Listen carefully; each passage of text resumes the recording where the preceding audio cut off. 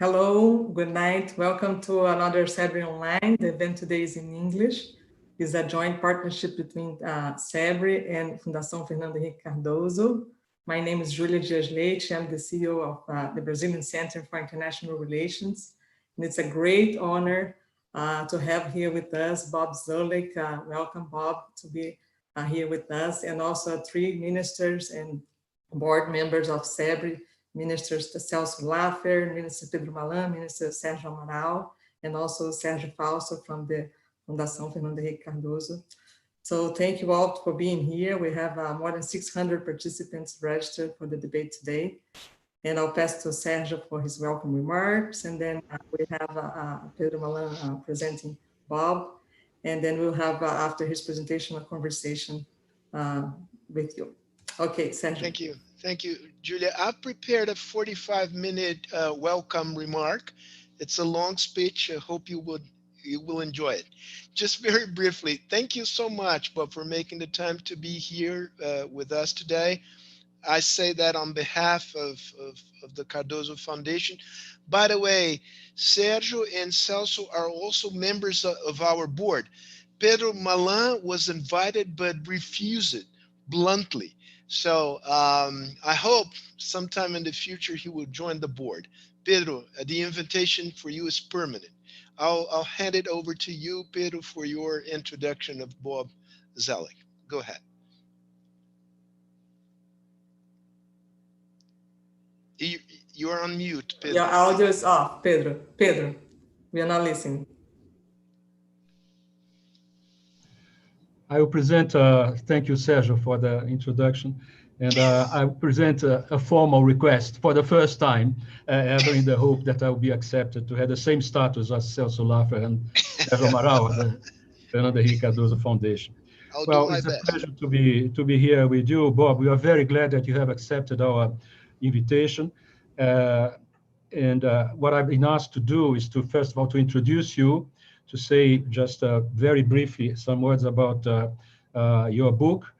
I was resisted temptation to summarize it. Yes, Sergio would not allow me to do that, but it's better to listen from you. And then I hope to engage in a conversation about the book with questions to be asked by Celso and Sergio and the other Sergio as well. And if you allow me, I would like to make a comment on your recent article on foreign affairs after we discussed your book, because it's a natural extension, I think, of the basic elements of the tradition that you have identified so well in your book. So first of all, let me say introduce the audience to Mr. Bob Zoellick. Well, he's famous, but anyway, I'm going to indicate some of the key positions he served the U.S. and the world in his very successful career. Bob Zoellick was served as U.S. trade representative from 2001 to 2005. He was Deputy Secretary of State in 2005-2006. He was president of the World Bank 2007 to 2012. And he served, in addition to that, or earlier than that, he served as counselor to the Secretary of the Treasury. He was Deputy Chief of Staff at the White House and assistant to President H.W. Bush. He's now a senior fellow at the Belfer Center for Science and International Affairs at Harvard University. He is, or he was, you correct me, Bob, if I say something improper about you. He principal of Brunswick Group, geopolitical advisor. He serves at this, I'm sure that he serves at the board of Temasek, after Peterson International Institute of Economics and the Carnegie Endowment. He has some of us, or all of us, other 3 of us, Celso, Sergio, and Bob, cross our paths in different capacities with Bob in his different capacities as well. So we have an enormous admiration for his objectivity, for his fairness, for his ability to focus on the issue at stake, even when we have some minor disagreements in the past, which may appear in this conversation. And the fact is that this admiration was enhanced by the publication of this recent book. And I I would like to encourage our audience to take a serious look at the book. If you have doubts about, I suggest that the title of the book is A History of U.S. America in the World, A History of U.S. Diplomacy and Foreign Policy. And if you have doubts about reading the book, if you read the first four pages about the first U.S. diplomat, Benjamin Franklin, which is beautifully written and draws attention to what happens after that, is the role that Benjamin Franklin played since 1757 as envoy to London of initially Pennsylvania and then three other colonies, Georgia, Massachusetts, and New Jersey. And it was a fascinating role, the way he handled British and interests and created the basis for what happened in the other years till 74 when we returned to the US to engage in the campaign in the action in the war for independence. So if you have doubts about reading the book, these first pages will convince you that the book is worthwhile, plus the clear identification that Bob made of something that even Henry Kissinger had recognized in his magisterial diplomacy of 1994. And I quote, that Kissinger said, "American foreign policy was a sophisticated reflection of American national interest." I'll come to this point later on, which was simply to achieve and fortify the new nation's independence. Since no European country was capable of playing an actual threat so long as it was in contention with its rivals in Europe, the founding fathers showed themselves quite ready to utilize the European balance of power when it suited their needs, and so that it could be extraordinarily skillful in maneuvering between France and Great Britain, not only to preserve American independence, but to enlarge its frontiers in the participation of the empires of Spain and France and Britain, and as well to Canada and through downwards to Mexico. And so this is the first big tradition in the U.S. diplomacy. This is a definition of the North American base, which Zoellick defines as including the U.S., Canada, and Mexico. And there are some implications of this which will come in our conversation later. I don't want to go to the other four, let's say, traditions, because I'm sure that Celso and Sérgio would probe deeper on the trade, the transnationalism, and the technology tradition, which has always been there and will likely to remain so, on the question of alliances and the question of the role of public opinion and congressional support, which is so fundamental to since the very beginnings, to any U.S. administration, and the recent more of the American stance in the world at large, especially in this how they achieve different objectives in the domestic and the international arena, which will be subject of our conversation. So I promise not to speak for too long. I have already done so. I think it's time to stop here and allow Bob to present to us the reason why he decided to, at this moment, to write a book, which has been in his mind for the last 20 or 25 years, if I read him rightly. You have the floor, Bob. Well, first, Pedro, let me thank you very much for such a gracious introduction. It's a privilege to be here with all of you, and particularly with friends from past service, and Sergio and Celso, and thank you, Julia, for all your organizational work. So let me just start with some explanation of why I wrote the book. When I was in government, I often drew on history as I was thinking through problems. And so I wanted to encourage others, particularly of a younger generation, to consider this approach. As Pedro mentioned, Henry Kissinger wrote a book in the mid-90s titled Diplomacy, where he talked about history and foreign policy. But my sense is it very much reflected a European perspective, and in particular, the realpolitik that he's been associated with. So for a number of years, I've been thinking about how to try to write a book that talks about history and foreign policy that shares more of the American experience and some of the ideas that have influenced the United States over 200 plus years. So the approach that I took was to focus on stories. I wanted to make the book readable for people interested in biographies and history, but it was also a method by trying to focus on individuals and episodes, and in particular on the practical problem-solving work of diplomacy.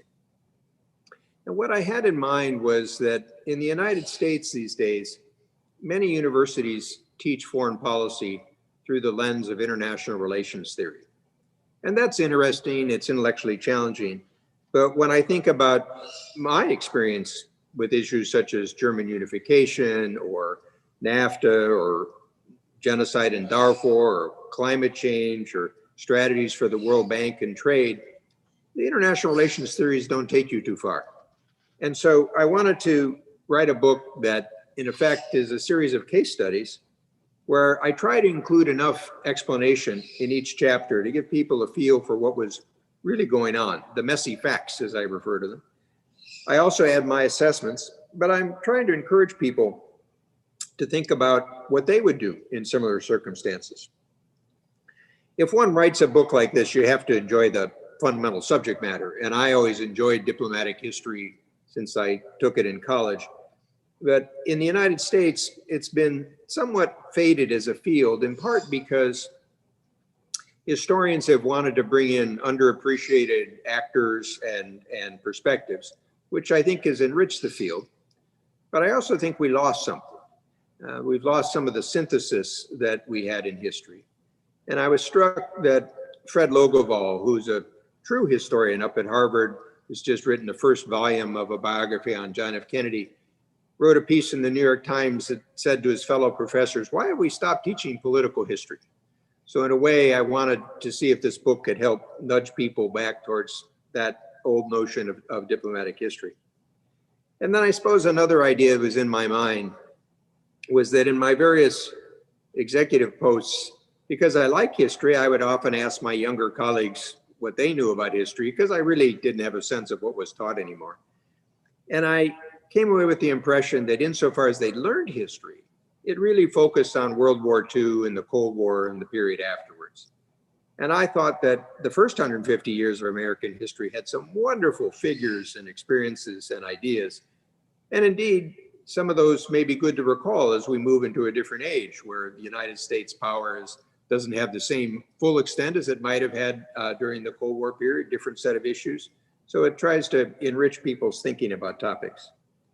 Then, as Pedro introduced, I didn't want the intellectual framework to dominate the cases and the stories, but I did focus on 5 traditions. And the first, as he noted, was North America.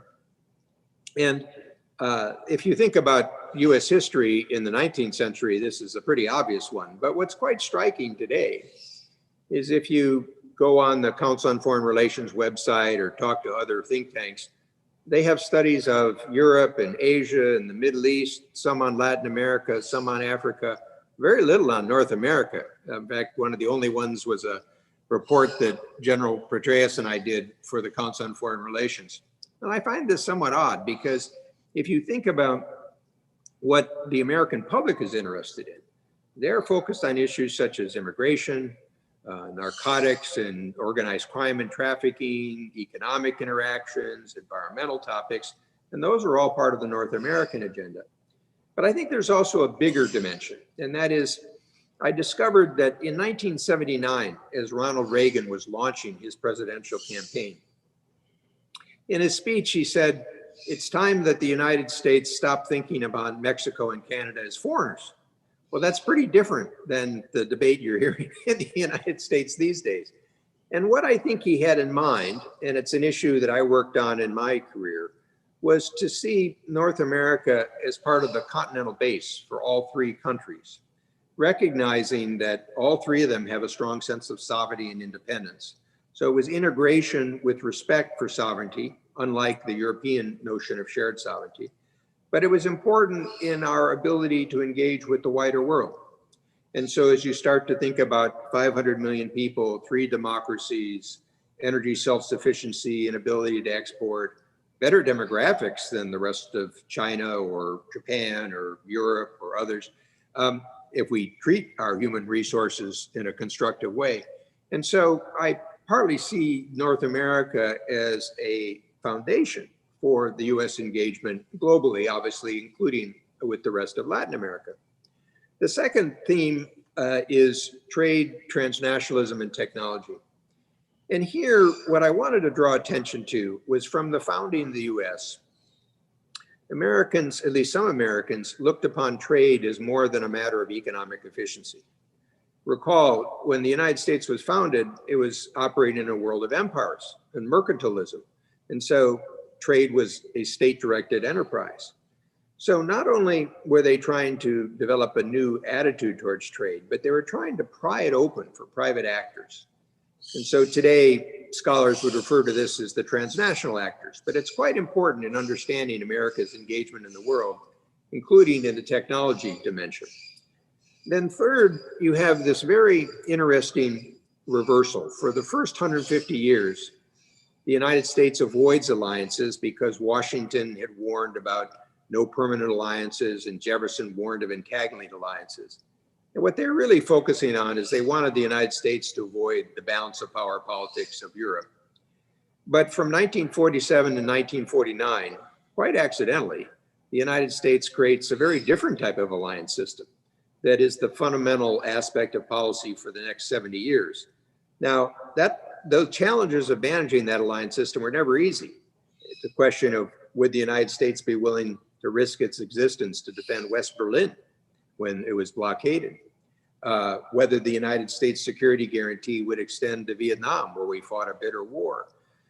So alliance issues are not anything one can deal with automatically, but they pose a special challenge to diplomacy. And obviously those are questions the United States faces today. Then the fourth is congressional and public support. And here, particularly dealing with former ministers, you're well aware of this challenge.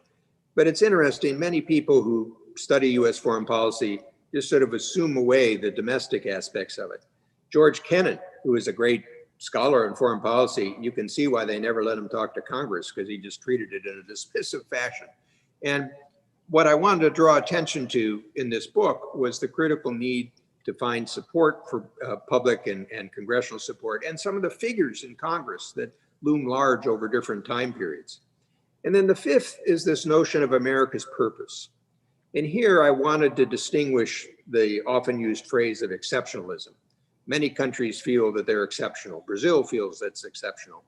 What I was trying to emphasize was, from the founding of the United States, there was a sense that in addition to building a new nation, there was a larger purpose. And the best anecdote I can share with you to emphasize this is, for those of you that still carry wallets, and someday if you take a US dollar bill out of a wallet and look at the back, you'll see the Great Seal of the United States. And perhaps as you use dollars, you never paid much close attention to it, but there's an unfinished pyramid, and notice it's unfinished. And it has the Eye of Providence above it, and below it, the phrase Novus Ordo Seclorum, New Order of the Ages. So from the founding period, these people were thinking in big terms. Now, it's my view that their purpose shifted over time. At first, it was to simply preserve a republic, a rather novel idea in a world of empires. Then it was to preserve the Union, and the preservation of the Union led them to think in more confederal terms. By the start of the 20th century, it was how they would engage with balance of power issues in East Asia and the European world, which Teddy Roosevelt mediated the conflicts to avoid what broke out a decade later in World War I. For Woodrow Wilson, it was to make the world safe for democracy, not to make the world into democracies, but make it safe. For Franklin Roosevelt, it was the four freedoms. In the Cold War, it was the leader of the free world. For Bill Clinton, it was the indispensable power. Well, I think today that question will also be on the agenda. And the answer varies depending on the international context, always some effort for freedom and liberty, whether it's to preserve it just at home or with friends or to expand it. And then third, the basis of public support. So that's the framework that I tried to present for the book. Thank you, Rob. So I'll pass now to Celso Lafer to start the conversation for his first question. Celso. Okay. Well, once again, welcome. I think you have written a fascinating book. In fact, it is a new view of diplomatic history and the role of diplomacy in strengthening the power of the US in the world from the very beginning. And it is also a very wise combination of your own experience and what was useful for you in terms of the US historical experience for your process of decision-making and evaluating the situations you faced. I would like to discuss at greater length your book and the intellectual stimulus that it brings about. But considering the limitations we have, I will raise first one question, and it is related to a very interesting chapter and an innovative chapter, which is the one related to Vannevar Bush, that you describe as the inventor of the future. And you stress the importance of his conception of a model of governance of the US system of science and innovation. And the implementation of this model has been one of the sources of American power and influence in the aftermath of World War II. It was able to surpass, as you mentioned, the Soviet statist system, and is part of the background that led to the end of the bipolar era and to greater US preeminence in the world. This is an issue you studied very much in your chapter on German reunification and the end of the Soviet Union is very stimulating. But you have drawn our attention to the fact that one of the very significant dimensions of this was this scientific technological capability created by this model of the endless frontier of science.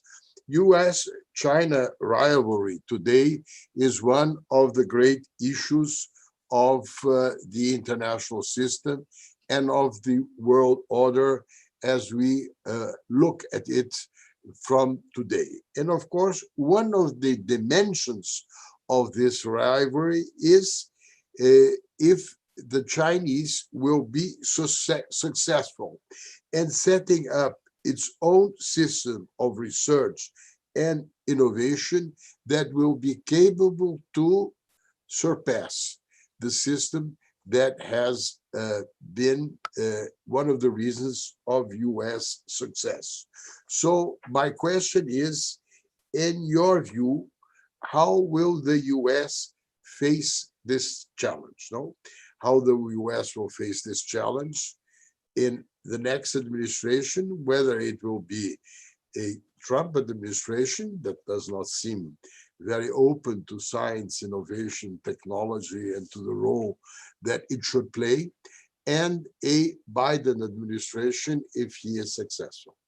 That's something I would like to have your views on it. So first, I want to thank Celso for joining us today. Celso was one of my all-time favorite colleagues, and it was a pleasure to work with him on so many issues. And even today, his wisdom is a Brazilian and global treasure. So thank you very much, Celso. And I'm glad you focused on Vannevar Bush to help people explain a little bit about who he was. He was a dean at MIT and a vice president at MIT and a professor. He became president of the Carnegie Institution for Science. But he fundamentally was a pragmatic polymath. He was an inventor, he was an engineer, he liked to build things. He was very brainy, but he kind of could write in a folksy way too for Popular Science magazine. He was quite an unusual individual. And as Celso mentions, I select him as the godfather of an American diplomacy that leverages perpetual scientific and technological change. And what I particularly had in mind is many books on foreign policy focus on geopolitics. This book also tries to include a lot about economics, but I wanted to also emphasize the importance of science and technology, not only for the past, but because I think it'll be critically important in the future. So in World War II, Vannevar Bush maneuvers himself into a position helping Franklin Roosevelt tap the scientific and technological resources of America's universities with the warfighting capacities. And so it involves everything from efforts to defeat German U-boats to radar technology to proximity fuses, sort of the atomic bomb and medical sort of advances. But as the war is winding down, he is concerned about the future of American science policy. So in a shrewd way, he gets the president to write him a short letter that asks Bush to do a report on the future of American science. And this is what led to what Celso mentions, this report called Science, the Endless Frontier, which in the scientific community is a well-known document because it's seen as the foundation of American science policy after the war. And there's much debate about how it was implemented, but in essence, there are three components. At Stanford, these are called the triple helix. One is the government's support for basic research. Second, the role of universities. And third, connecting with the private sector. And as Celso mentions, I think these become quite important in the ultimate success in the Cold War. People will recall, at least some of the people on this call will recall, in the 1970s, market economies were struggling, Soviet economy was struggling, but you see this very big reversal in the 1980s. And in part, it's because of the innovation of technology for the United States and the West. Now, also, as Celso mentions, not only looking to the past, but considering the present, I obviously is setting up the issue about competition with China.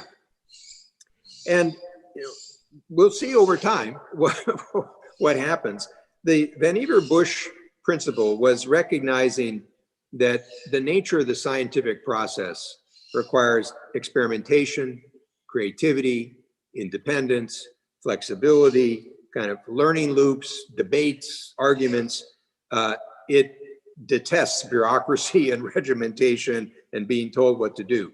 So at heart, what Vannevar Bush was trying to do was recognize that liberty creates particular opportunities for mavericks who can spur progress in liberal societies, but they're not a natural fit for big bureaucratic systems. So how do you sort of create an opportunity for that?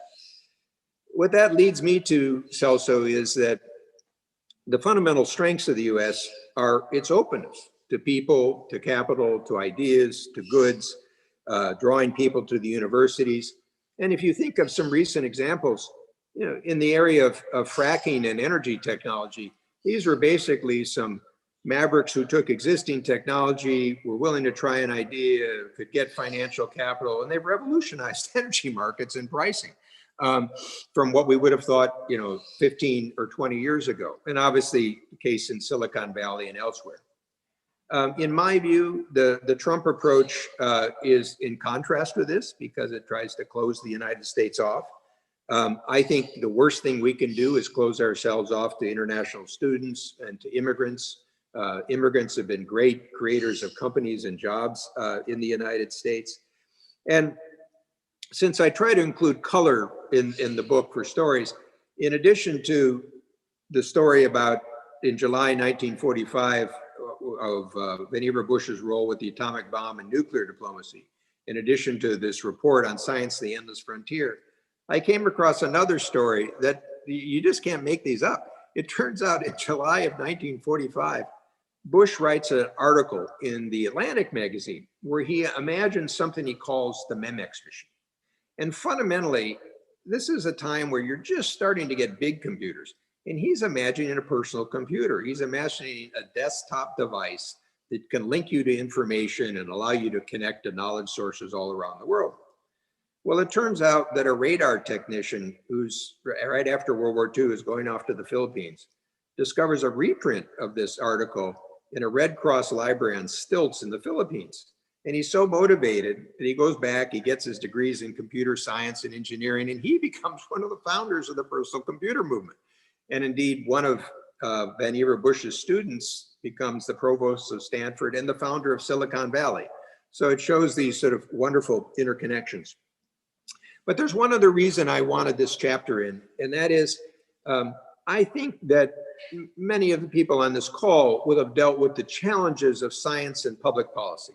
So, and in fact, when I was in the first Bush administration, I supervised the US efforts dealing with the Rio Treaty on climate change in 1992.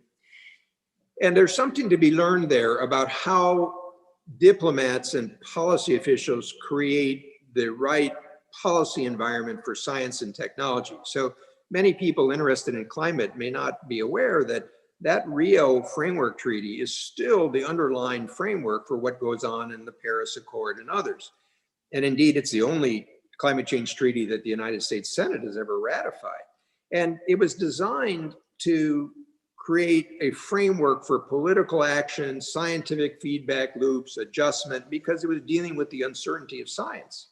And so I think as we deal with challenges of the future, whether it be pandemics and biological security, whether it be climate, whether it be data issues, I'm trying to encourage people to think about how you meld the diplomatic arts that many of us have learned in traditional fashion with science and technology. Okay, so Celso, I'll do a first round of questions, then I'll go back to you for your second question. So I'll pass now to Ambassador Sérgio Amaral. Sérgio. Yes, Julia, Bob, it's a big pleasure to be with you here. And I think in many different jobs and positions I've had to make, or we have certainly crossed. And reading your book, I have a sense of a mirror, because we went through the similar issues. We shared some negotiations, some scenes, but I used to see them from another perspective than the one you present in your book. And that's a very interesting experience. If the assumptions or the purposes for writing this book are the ones you presented, you must certainly be very happy, because you were very successful. You talk about history, but your eyes are also focused on the present. And what's more important, you give many good advices for the future. And I think they are perhaps some very interesting parts of your book. I'll go straight. I'd like also to make some more comments, but we don't have much time. I'll go straight to my first question. And my first question deals with trade, which, reading your book, I have the feeling that that's your passion. I don't know whether you agree with that, but that is my sense by reading your book.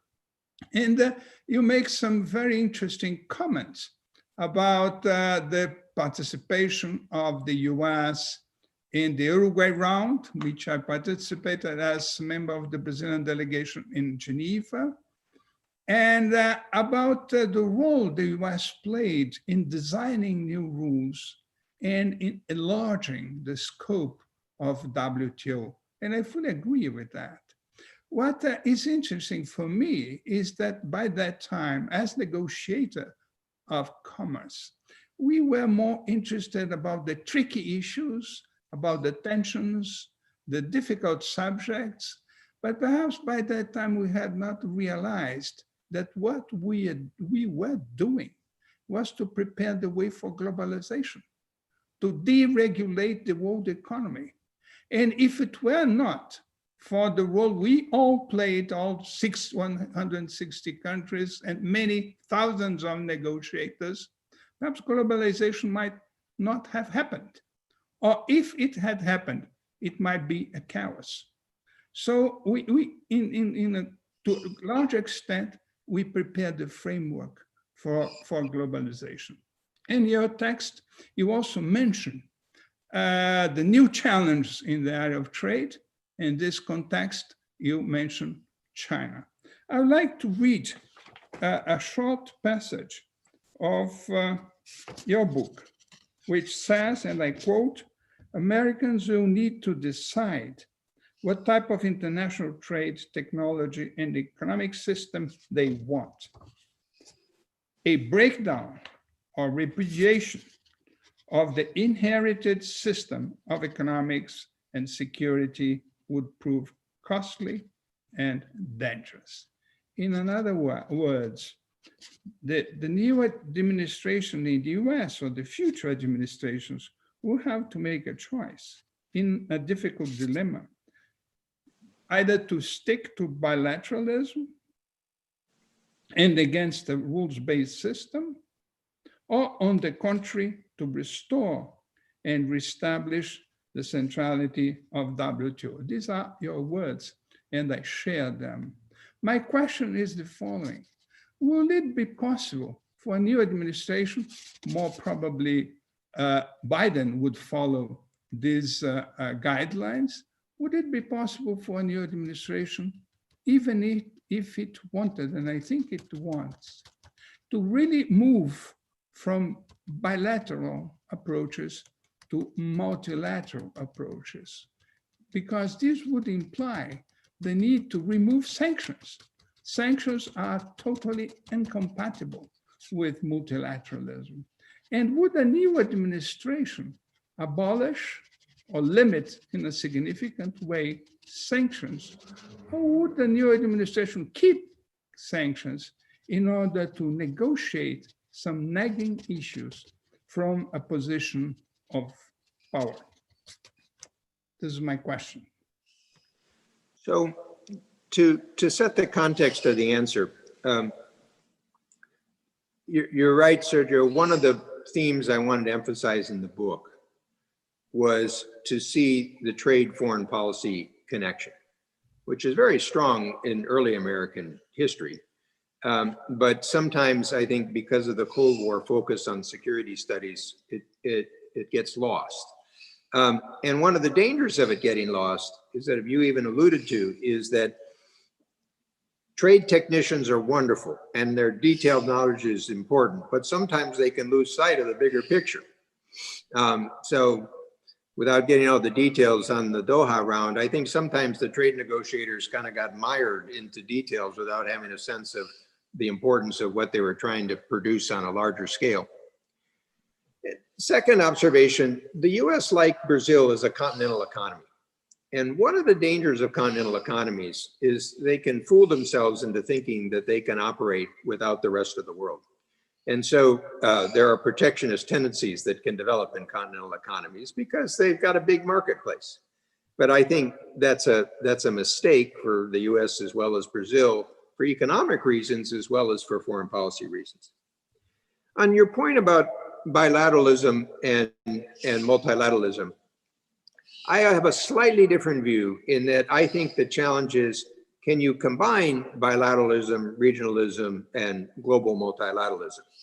So for example, in my chapter on Cordell Hull in the 1930s, I explain after the terrible Smoot-Hawley protectionist bill, he negotiated 31 agreements with 28 countries, including Brazil, that not only lowered tariffs, but more importantly, started to establish the principles of most favored nation treatment, putting barriers into tariffs, sort of national treatment, and those became the fundamental principles of the GATT round. So I think the differentiation that I will draw is that if you take a bilateral agreement and make it a managed trade agreement, as Trump has tried to do with China, then I think that's a very big mistake.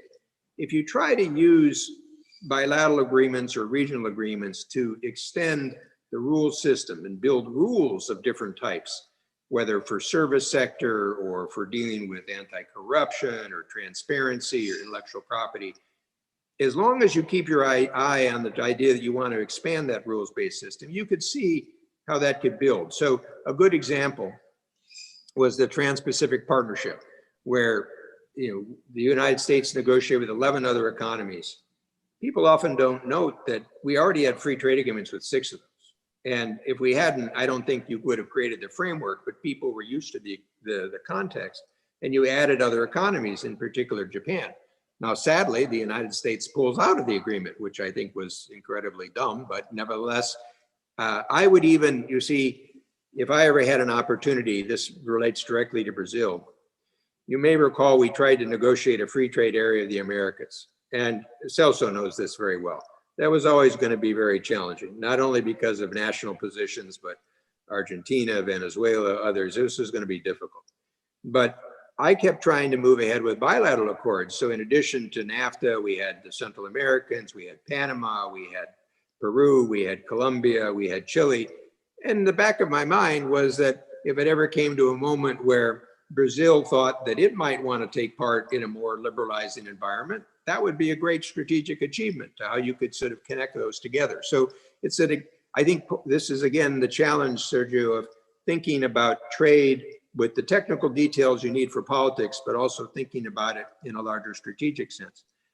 Now, as you ask about the future for US policy, you know, I've been very clear from the start about Trump. You know, in his inauguration, he said he was a protectionist.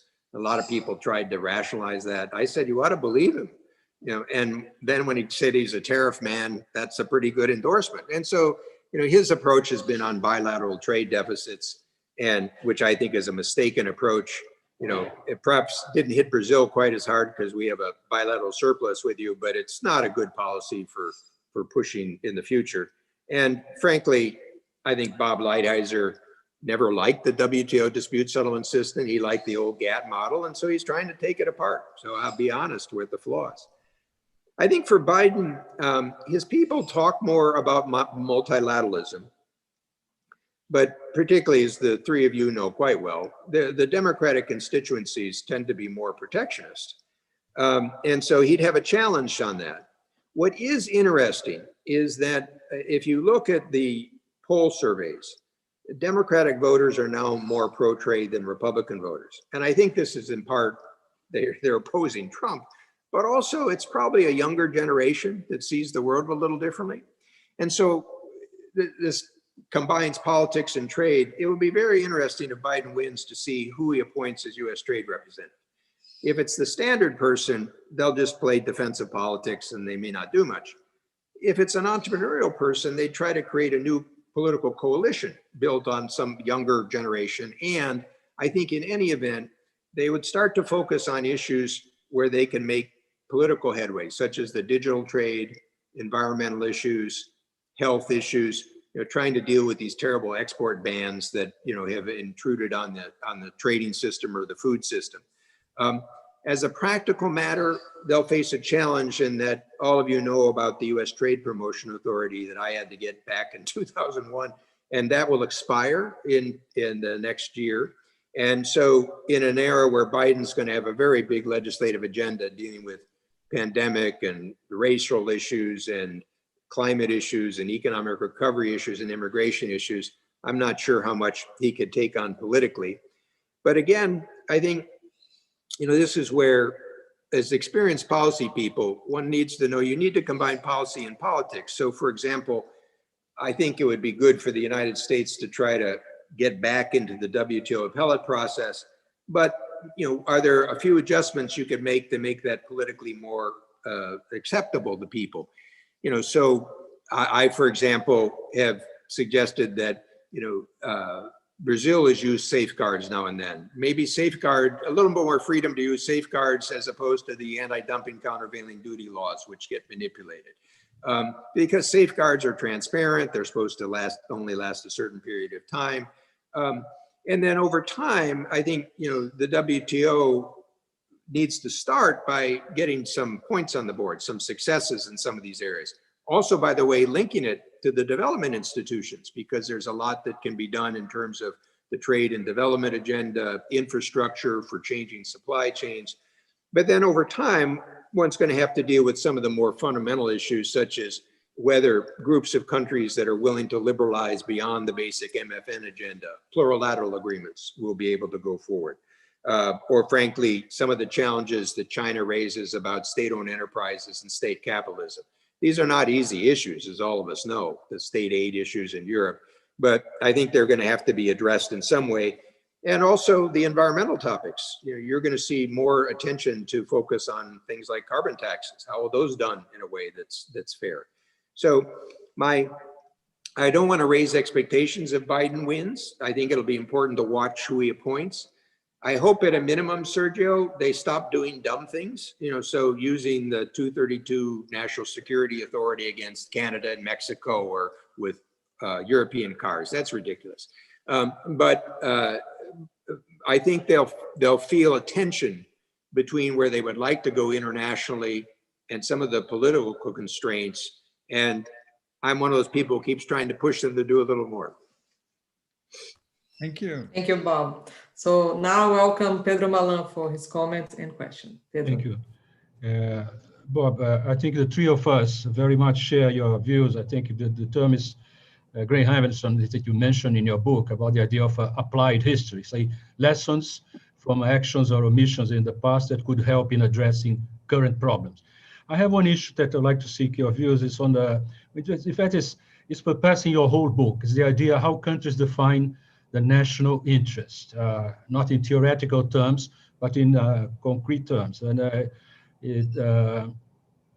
remember Joseph Nye's definition of it. He said, in a democratic society, national interest is simply what citizens, after proper deliberation, say it is.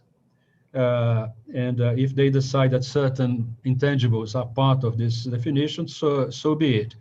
If the American people, that some values, for instance, or beliefs are part of it, the leaders and experts may point out some of its shortcomings, but if an informed public disagrees, experts cannot deny the legitimacy of their opinion about what's national interest. So the question to you is a relevant topic for us. It's always been in my mind and continues to be, especially now. How is it defined?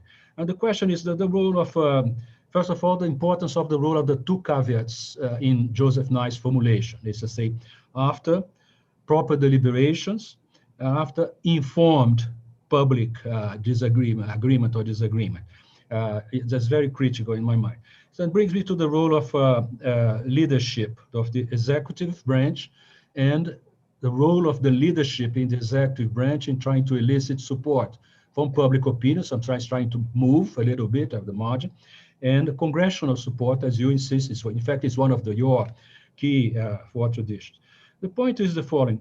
Could it be that we have situations in which the public opinion in a given country, and I don't want them to name, but it applies to is so divided, the debate is so polarized, that it's very hard even for the leadership to identify clearly what Joseph Nye called an informed citizenship. After proper deliberations, decide what national interest to be. This could function as a sort of a drag on the ability of a country to find its way in the short, medium, and longer term. So what's striking is the difference of what we will call elite or informed opinion in the United States on this and what the average Americans are telling us. And here, for example, the Chicago Council on Global Affairs does an annual survey of American public opinion. And I think, and they just released the new results. And I think the data would be somewhat surprising to people on this call. When asked about should the United States play an active role in world affairs, 68% say yes, 30% say no. Support for NATO, 73%. Should the United States consult with major allies, 71%. And a similar number says, even if we have to change our position to bring along our allies, we should do so. On trade, and this goes back to Sergio's point, is trade good for the economy? 74%. Is it good for consumers? 82%. Better relations with the world? One of my themes, 85%. Even for US jobs, 59%. Now, this is inchoate public opinion. That doesn't mean that on particular issues that people are all going to support an issue. But it really goes to your critical question, Pedro, about the nature of of leadership on these topics. And here I'll draw out one other anecdote from my book. In October 1945, so this was the month after Japan surrenders, Gallup does a poll in World War II. Gallup does a poll and asks the American public, how important is international relations to America's vital interests? 7% say international relations are important. And the next year, as the Cold War starts to heat up or get more active, it rises all the way up to 14%. So I put this in there in part to remind people that even for Harry Truman, this wasn't such an easy task about how you try to shape public opinion. And it goes to your issue then, Pedro, which is it's partly a president's challenge. It's partly the Congress. And I try to draw out the role of members of Congress in this. You've all known people, whether it was, I talk about Vandenberg in the early Cold War, people like John McCain, Richard Lugar, Sam Nunn. One of the perhaps encouraging things is a number of the younger members of Congress are people that served overseas now in the military and intelligence services or others. They have a better sense of the world. So the question is, will they take up some of these questions? It's not preordained, but I would connect it to one other issue, which I know you may also want to discuss, which is what I think you see today is there are a lot of issues that affect people at home, like the pandemic and biological security, or sort of climate change issues, or economic issues, or data issues. They see those issues in terms of their locality, but they're global issues. And you can't deal with them unless you deal with them globally. And so one of the things I think for an incoming administration would, if Biden's elected, is that he will have to focus on a lot of those issues as part of his domestic agenda. But the question is, can he then leverage them internationally? And so in a way, you could say there's a new security agenda that has to be framed, as well as an old security agenda. And I'm not saying you can ignore issues of nuclear weapons or regional hegemons or, dangers caused by, Russia with its neighbors. But on the other hand, think about this as sort of a window on the world. The United States has now got about 220,000 people who died from COVID-19. That's more Americans than died in World War I, the Korean War, and in Vietnam. So I certainly think it's a security issue. And this isn't going to be the last one of the viruses that we have to deal with. So I think, again, coming back to your fundamental point, Pedro, is, often in democracies, there's a general sense of these issues, but they have to be framed by the nature of leaders and political systems. And I'll be very frank, I don't think we've been doing that very well. In fact, I think we've been doing the reverse. So I'll pass now to Sergio, Fausto.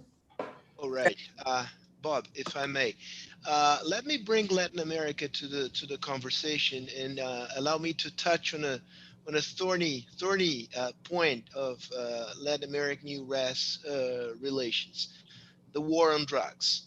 It's been an important component of American foreign policy towards the region since the 70s, at least, right? I would like to hear your opinion, your assessment about the outcome of this long-standing policy, whether time has come to change, whether there is a chance that this policy will change in the near future. I would like to remind that the war on drugs was first raised as a domestic issue by Richard Nixon. I vividly remember, so to speak, his speech saying there's no greater enemy to the U.S. than drugs. And it was sort of a way for him, a catchword for him, to mobilize the conservative base, and that led him to victory in the election of 1968. It was an important domestic issue that, given the U.S. preeminence in foreign affairs and the projection of power of U.S. and Latin America, it became a foreign policy foreign policy issue. Now the U.S. is changing. Various states are changing their policy with regards to drugs, decriminalizing the consumption, the production, and trade of marijuana, at least. So, to sum up, your assessment of the war on drugs and whether it will change in the near future. Well, this is a good example, Sergio, of the fact that none of these problems are really easy. Because on the one hand, a free market economics view would say decriminalize, legalize it, take out the criminal networks. But I do think there's a decision for societies about the degree they wish to legitimate activities can be very, very harmful for people. And as you identified, I think in the US, you're seeing that movement towards legitimating marijuana as a less dangerous drug. But at the same time, we've had a big debate here about opiates and its effect on society, or you could imagine harder drugs and the effect and the death toll that they create. I think what I focused on in the Latin American context is that the danger that the narcotics trade, with all the money involved, can undermine the fundamental legitimacy and capacity of societies. So I watched this with Colombia. There was a period in the 80s where the Colombian government thought they could just ignore the narcotics trade and they'd have a separate society. And it didn't work. The narcotics trade penetrated courts, it penetrated law enforcement, it penetrated legislators. And to give the Colombians credit that they do, and frankly, it was actually a bipartisan effort of the United States, the Plan Colombia really took decades to try to work back and try to remove some of the dangers and the threat it posed to Colombian democracy. I think today, if I think about Central America, the fundamental problem is that you have governments that are so weak that then their capacity to govern is so weak that they're at risk of being sort of controlled or at least heavily dominated by organized crime networks. And I think this is a larger issue about how societies have to deal with have the state capacity. So I totally support democracies, but we also have to help them have the economic growth and institutions to be able to succeed. And this is going to be very much, it's on Brazil's border today when you ask yourself about Venezuela.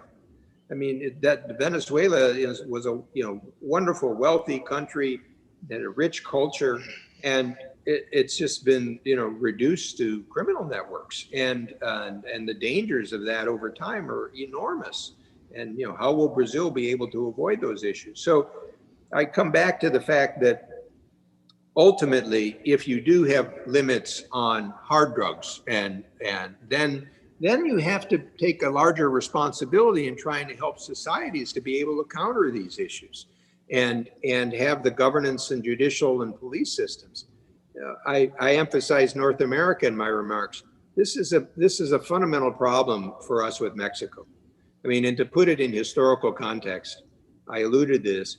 One of the reasons I was a big supporter of NAFTA in the Bush 41 administration was you could see that the old PRI corporatist state that really was created out of the 20s and 30s, in some ways it was similar to the Italian corporate system, it was breaking down.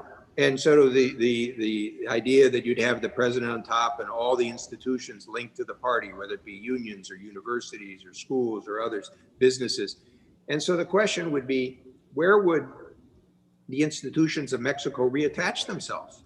Well, I think what NAFTA helped do is on the economic side, it drew them to North America. And so the Bank of Mexico, the Finance Ministry, a number of the economic institutions of Mexico are now world-class institutions, although I think President López Obrador may be undermining that.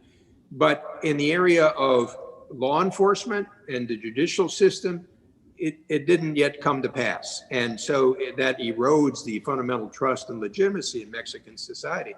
And I'll give you, again, we're bringing it in a very practical sense.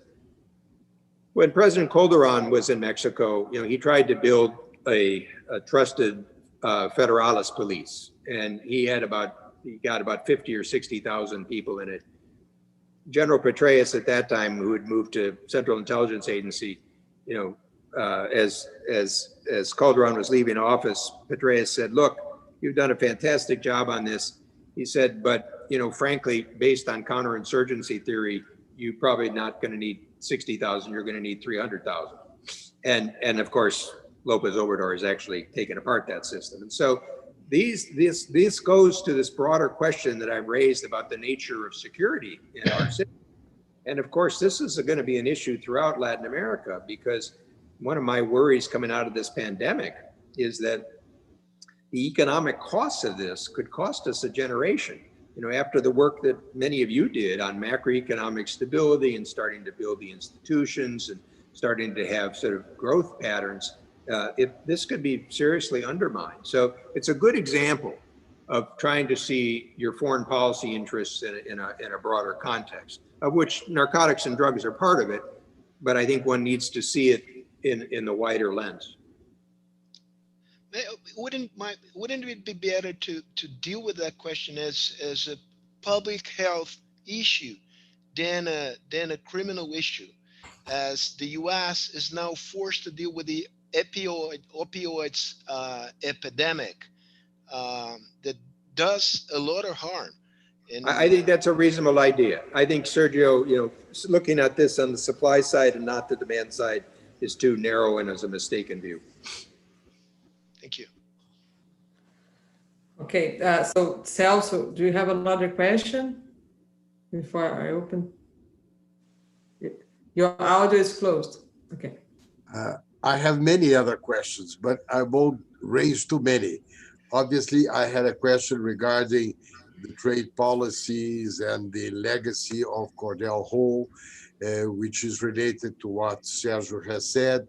And of course, it's related also to the issues that Bob raised about the importance of trade in the broader scenario, and that trade negotiators tend to enjoy the technical dimensions of discussing all the technicalities that are involved.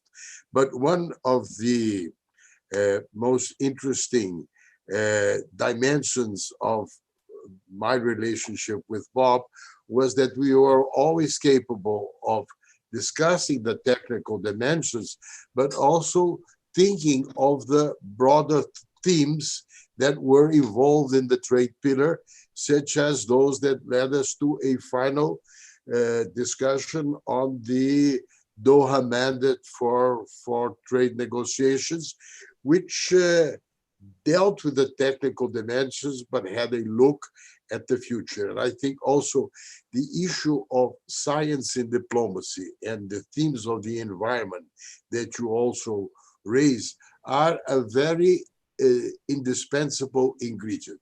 But try to raise another issue. It is part of your book too, and you'll see why I will try to raise it, is your chapter on Ruth and the role of international law.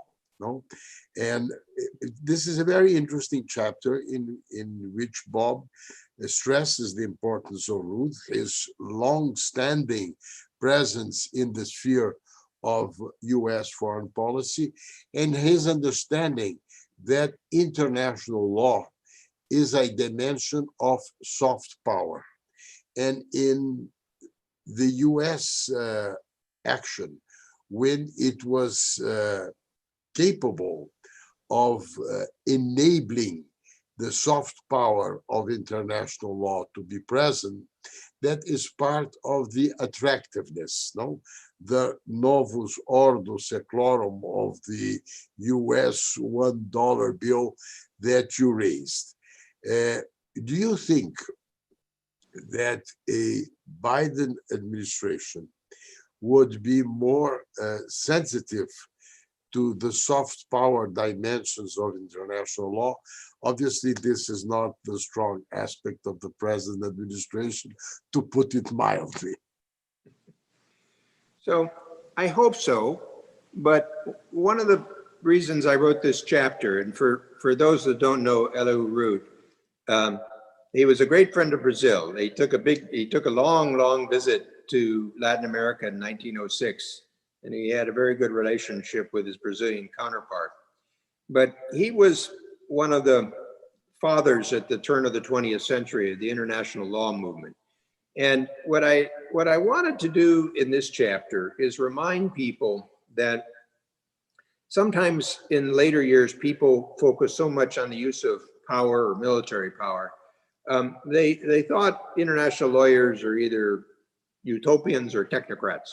And I've tried to recall here that the people who led the international law movement in the United States were building off a tradition that really started with the Declaration of Independence, because the Declaration of Independence refers to nature's laws, and it's basically an indictment of King George III.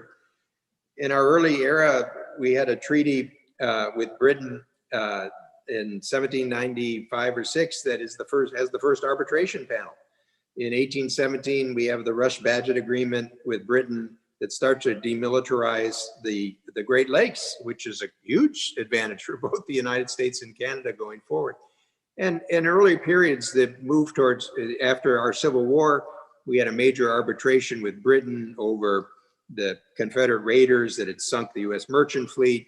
And it was the first arbitration that actually brought in foreign arbitrators. So there's a tradition in this. And what they were trying to do, and this goes back to the context we discussed, they were trying to avoid alliances. They were trying to avoid balance of power politics, but they were also trying, and later they were sort of trying to offer a counter to the League of Nations and collective security, but they were still trying to engage internationally. And so the question is, to what extent does international law and power regimes, do they sort of operate and coexist?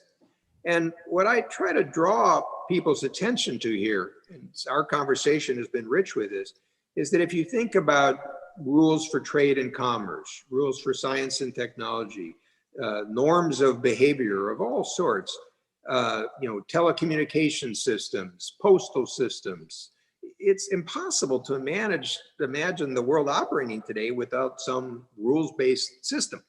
So I'm trying to say to my fellow Americans, when you hear rules-based system, think about the international law regime. Now, I closed that chapter with a debate that I found in 2006, which was the centennial of the launch of our International Law Society in the US, where 3 scholars are debating the role of international law. And one takes the view that international law only really works among democracies. A second takes the view that international law disciplines democracies. It actually puts some restraints on the democratic public opinion issues that Pedro and I talked about. And the third says, you have to understand the realistic power politics to appreciate where international law can operate, and don't be misled that it's going to solve challenges such as the Soviet Union or China or others. And I try to leave to the reader to think themselves about where they would come down in that issue. So Pedro, if it, in a way, or Celso, if it comes back to the Biden administration, they want to embrace a multilateralism, partly as a political contrast with Trump. It's not exactly clear where that leads them, and sort of what organizations they'll be willing to join and take part in. So again, I think one has to, and we talked a little bit about the trade area, but I could see that you could develop cooperative regimes in other areas. So, we touched, for example, on biological security. In my view, in addition to trying to, rejoin the WHO, they need to think about how the WHO could work with the World Bank and the regional development banks to really try to help developing countries get the vaccines and treatments. It's nice to have vaccines, but in the real world, unless you've got supply chains, logistics chains, cold storage, connection with local healthcare systems, it's not going to work effectively. The Bush 43 administration had this rather bold initiative with HIV/AIDS in Africa and anti-malaria and tuberculosis. So these are regime-based systems. In climate change, based on what the Rio Framework Treaty, you wouldn't just rejoin the Paris Accord. You try to figure out how you can broaden the base of support. So My suggestions would be for African economies, if you could do something with soil carbon, you could probably absorb a lot of carbon. The estimates were about 13% of the targeted amounts, but you could also help African agriculture. Obviously, an issue for Brazil is forestation and avoided deforestation. It's a critical issue going forward. All economies are going to have to adapt. So what I think the challenge will be, Celso, is that whether they can take their multilateral inclinations and try to work it within different regimes and systems. And this is where, at least my suggestion to some of the counterpart countries is be creative, including in the case with China. So right now we've got, so many conflicts with China, we need some off-ramps. And I can imagine in some of these topics, both sides could lower the temperature, save face by working through some of the multilateral institutions, whether it's on issues of developing country debt or biological security and others. So it brings us back to this question we've been talking about, which is, we created this multilateral system. It's got strengths and weaknesses. It's not perfect. You still have to negotiate and compromise, but how could we use it more effectively than we have?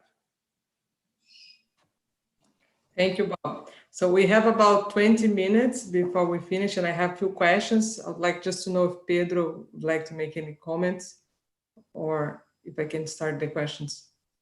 Pedro, your audio. A very quick question, Bob, related to your article on foreign affairs, and we're looking for the article that you promised in the Financial Times next week. But on the question of your suggestion, let's say, back to our national interest thing, countries could define their national interest and define that it is in their national interest to cooperate with others in certain issues that could only be solved through multilateral cooperation or participation with others. So, but you suggested that Biden should, if elected, should frame his international area very much linked to the domestic agenda, because there are some domestic issues which provide the basis for showing the U.S. protagonism in the wider context. I have one specific question about that. You mentioned in your book that after Lyndon Johnson, there's no other president in Brazil had the same experience in the Congress and working with Congress as Joe Biden. So you say that this could be an asset, an important asset. He knows have been there for decades now.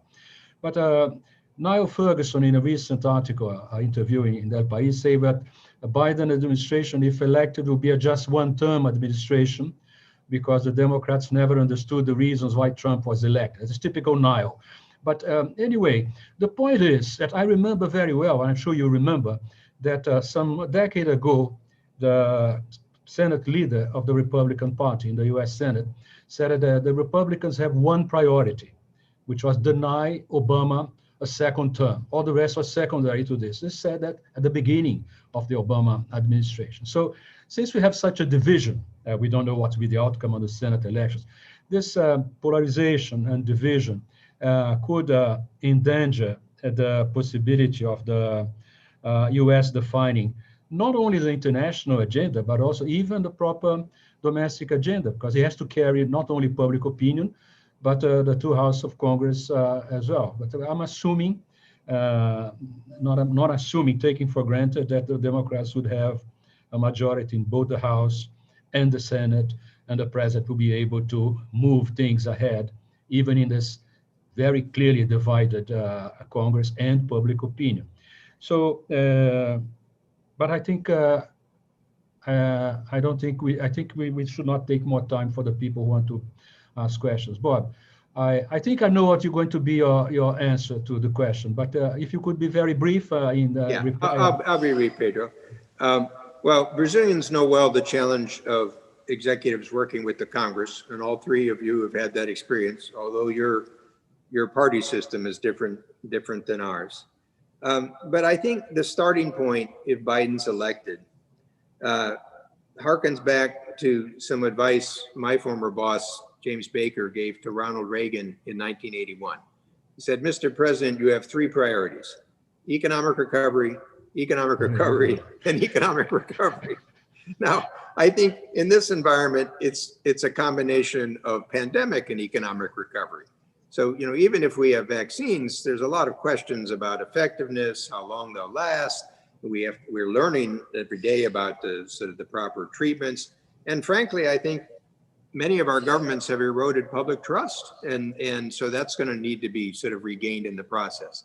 So I think this is where I would recommend that Biden sort of put his first effort, because to use colloquial English, he needs to get some points on the board. He needs to get some success.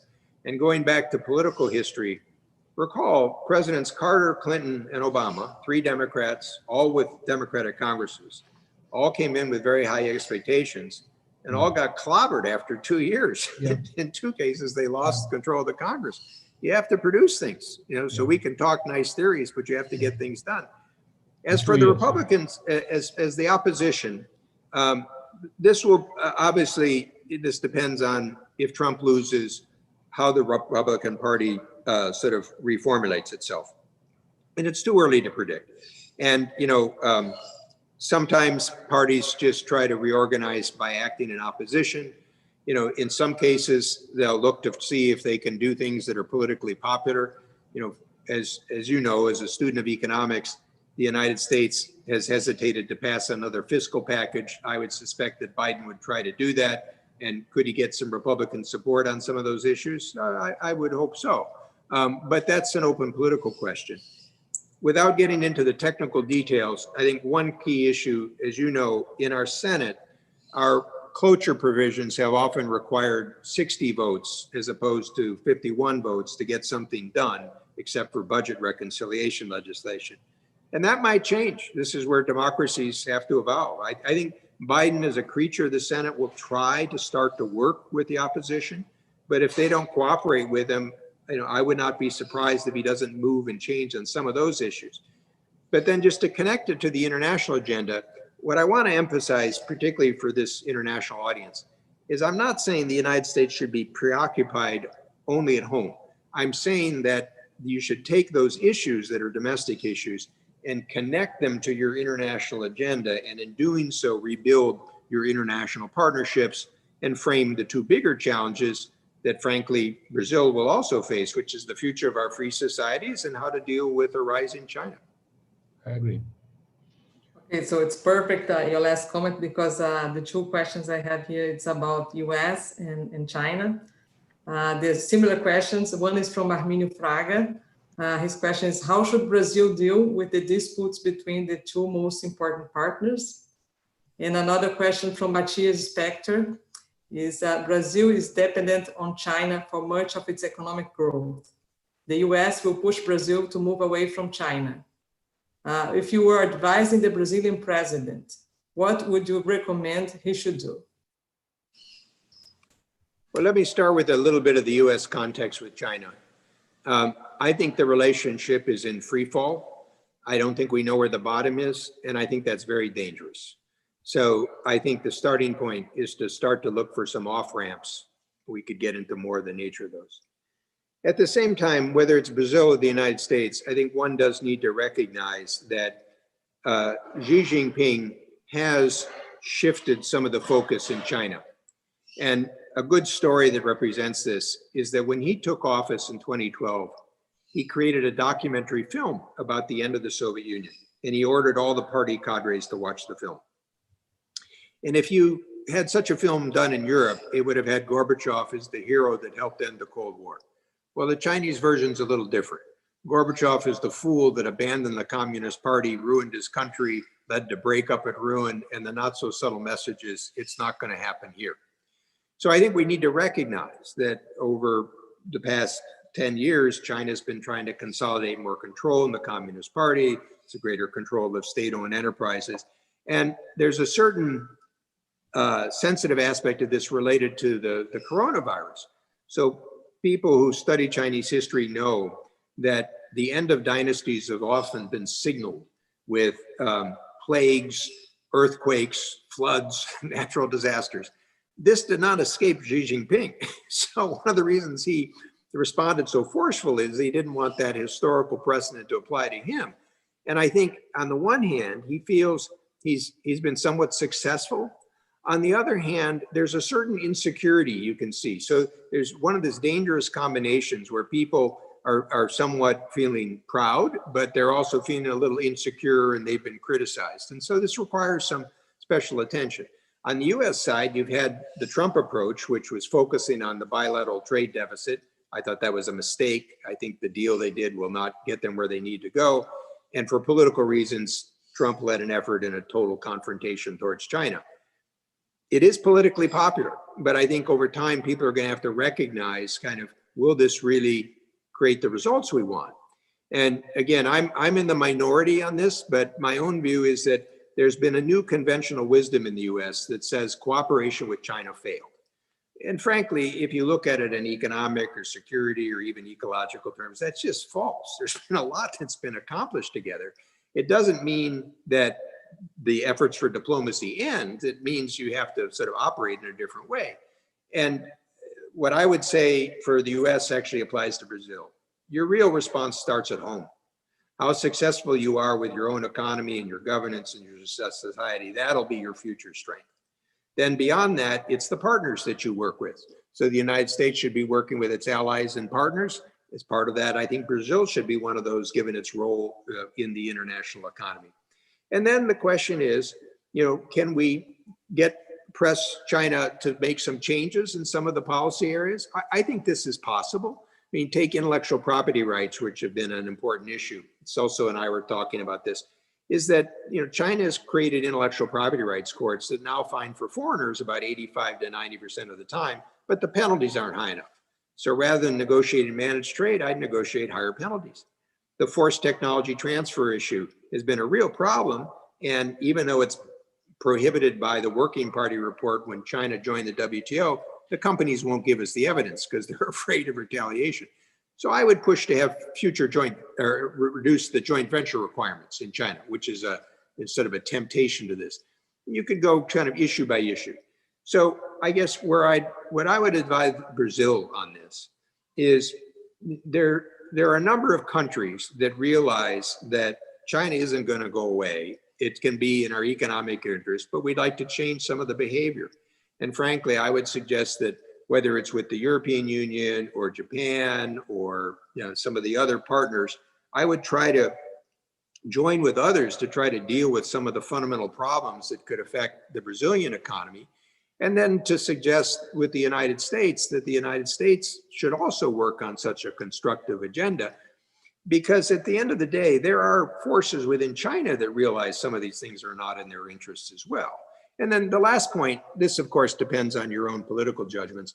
I'm not saying that we should ever cede our position on values.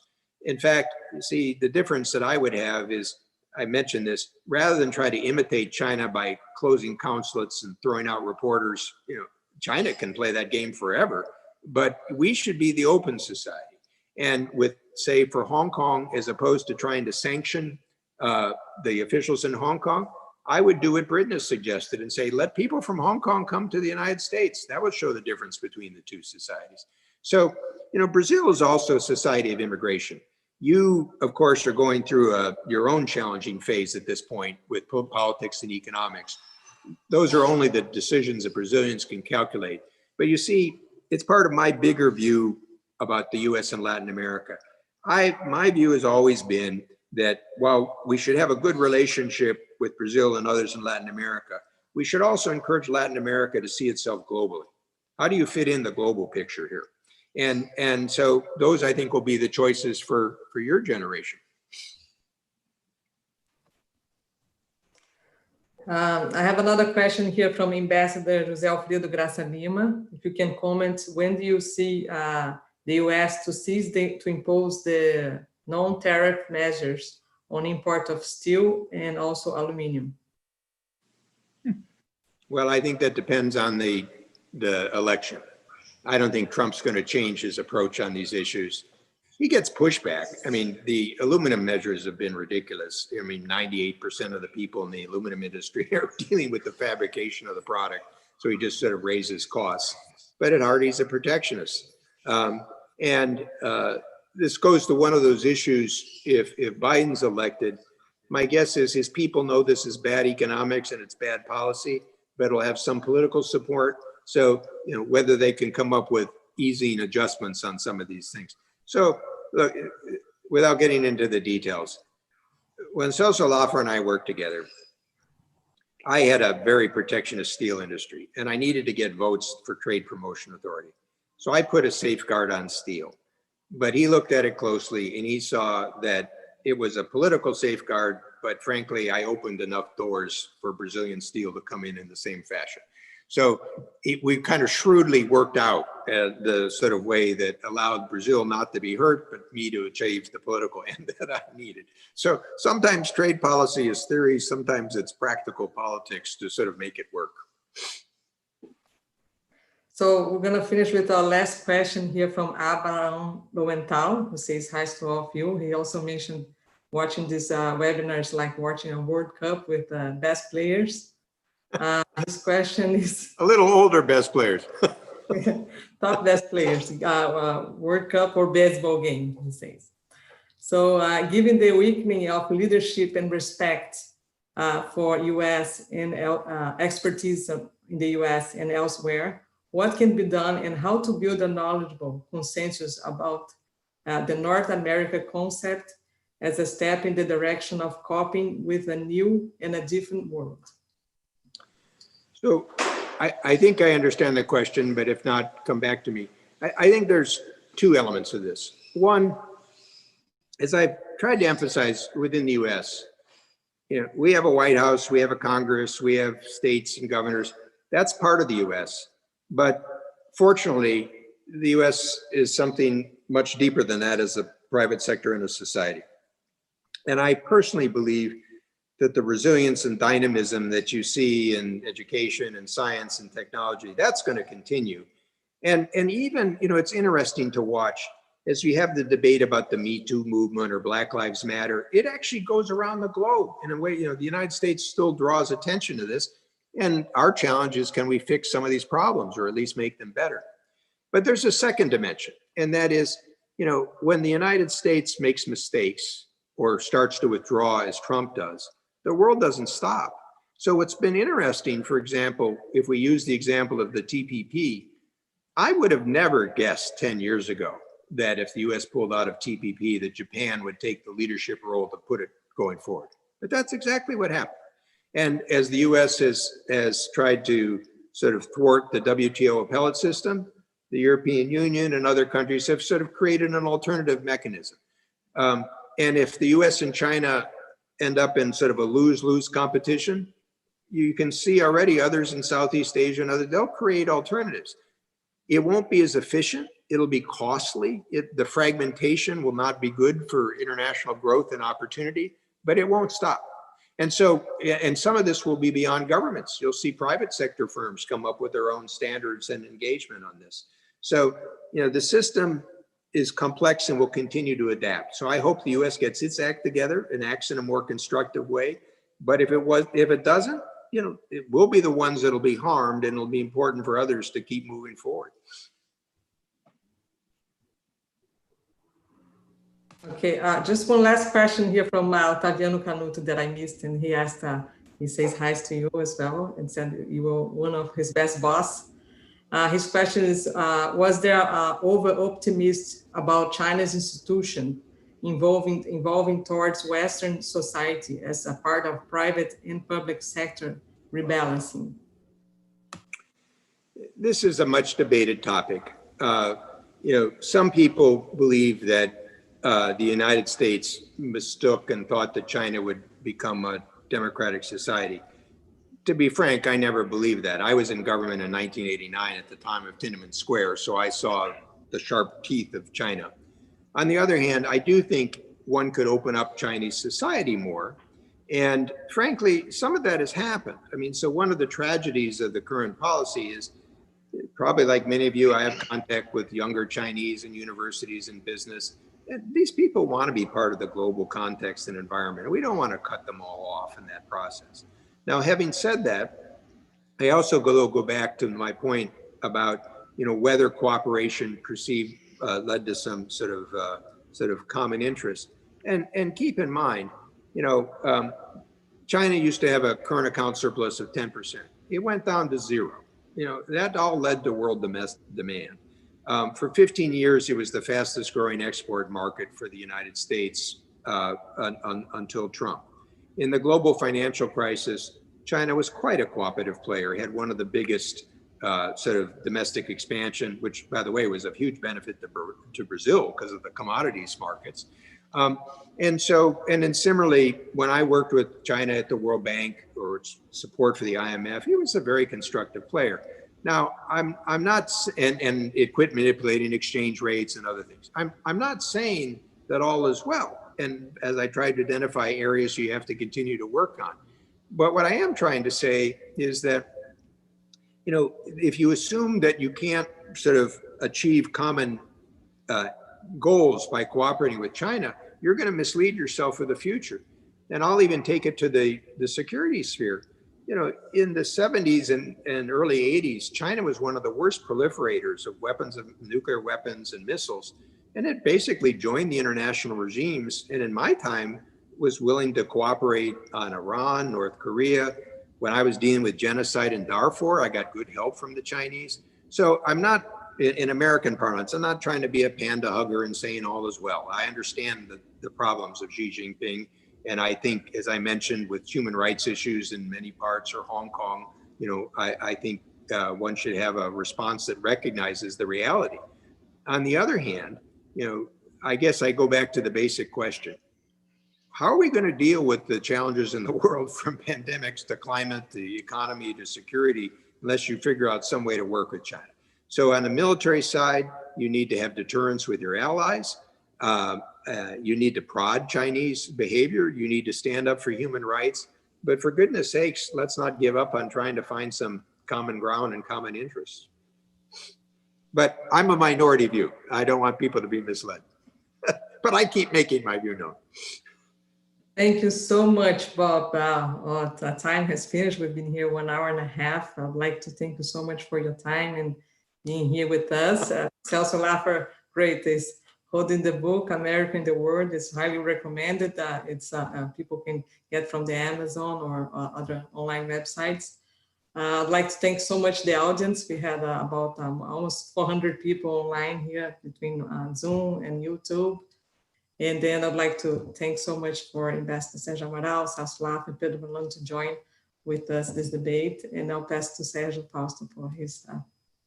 Well, thank you for giving me an opportunity to see my good friends again. I appreciate it.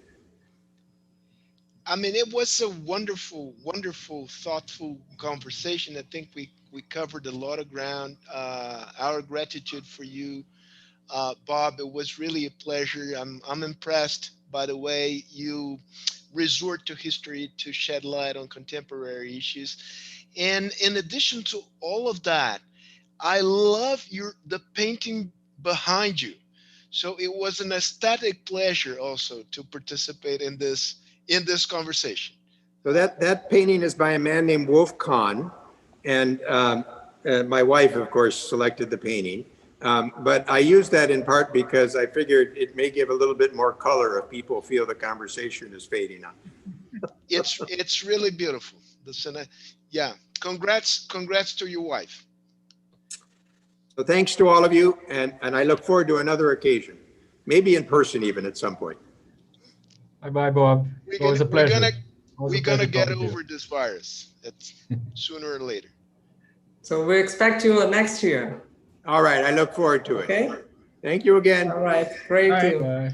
Thank you all. Bye-bye. Bye-bye. Bye-bye. Obrigado.